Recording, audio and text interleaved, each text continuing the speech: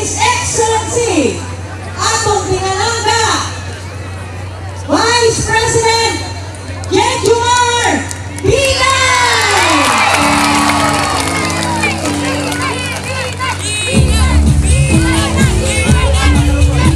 Ang Cebu sa pinakamaulan na lugar sa Pilipinas. Hindi ba't isa ang Cebu sa mga lugar kung saan maganda ang serbisyo ng pamahalaang lokal at maganda ang buhay ng mga taong bayan? Hindi ba't dito sa Cebu makikita na kapag mahusay ang mga namumuno, kapag ang inuuna yung pagtulong sa pagsiservisyo, anuman ang gawing paninira at pagkikipit ay hindi magtatagumpay. Mga kababayan, nandito kami ngayon sa Cebu dahil sa kayo ay malapit sa puso ng una.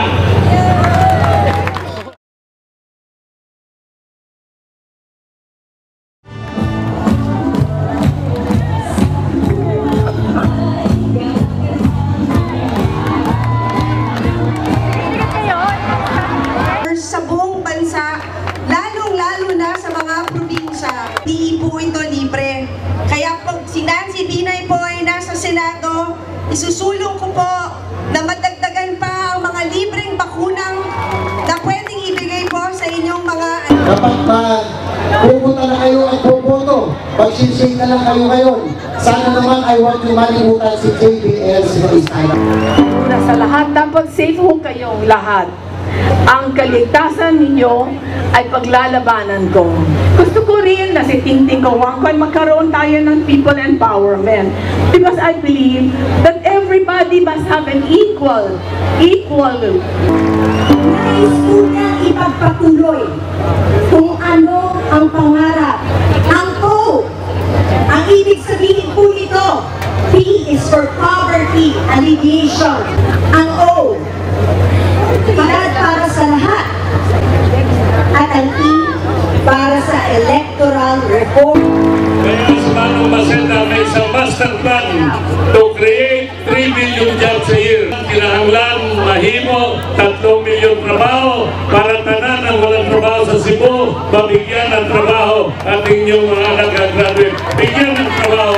Importante po ay mitos magsaysay na makatapos ang ating mga anak.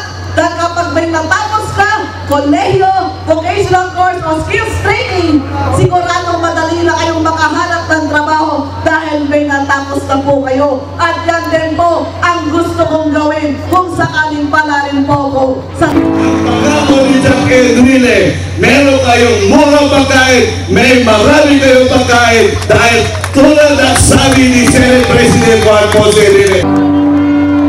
Sa probinsya sa Sugbo, doon na sila iplano na i-privatize ang Vicente Soto Medical Center. Masugot ba ang mga Sugbonon na ipapribato ang hospital? Nangyakamot yun po na maghimog kung usap na balaod na unta kitang tanan sa nasod Pilipinhon makadilaw na libre. Namin ulit kung talagang may puso sa bayan, may utak, may bubuga katulad ng Cebuano. Kahit na malaking barko ni Magellan, kahit na meron siyang kanyo mas malaki, sila Pulaco ginamit ang ulo, pagpasok ni Magellan, isang Cebuano, tinabas ang ulo. Bakit natin kailangan tutlukan yung kahirapan at karahasan?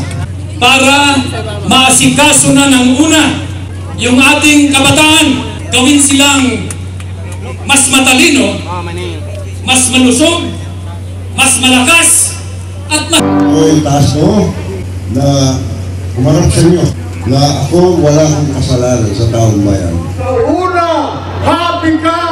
Sa una, happy kayong lahat! Sir, kumusta yung reception ng mga Cebuano, sir? Pag ang kinihirap, nagkalihan. Sir, ito na yung kapag-invite si Sir yung kumanta ng Gangnam. I-invite niyo po dito, sir, yung kumanta ng Gangnam Style.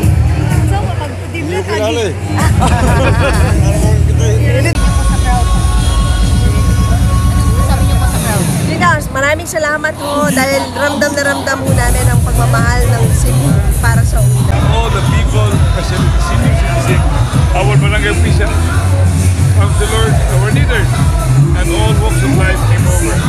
Well, first of all, we must feel really, really proud that Cebu was chosen